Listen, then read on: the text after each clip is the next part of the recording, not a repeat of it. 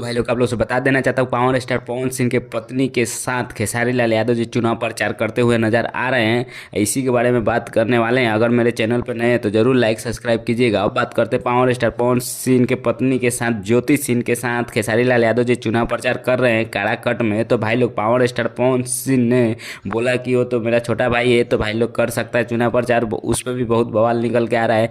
एक बात और कहना चाहता हूँ, पावर स्टार पवन सिंह के साथ कल खेसारी लाल यादव जी काराकट में चुनाव प्रचार करने वाले हैं। अब बहुत बवाल होने वाला है, क्योंकि भाई लोग खेसारी लाल यादव जी या पावर स्टार पवन सिंह चुनाव प्रचार कर रहे हैं।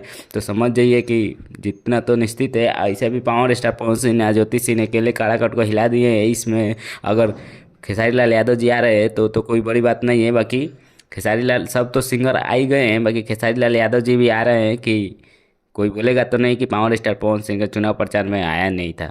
तो भाई लोग अगर मेरे चैनल पर नए हैं तो जरूर लाइक सब्सक्राइब कीजिएगा। मिलते हैं अगला वीडियो में, तब तक के लिए गुड बाय।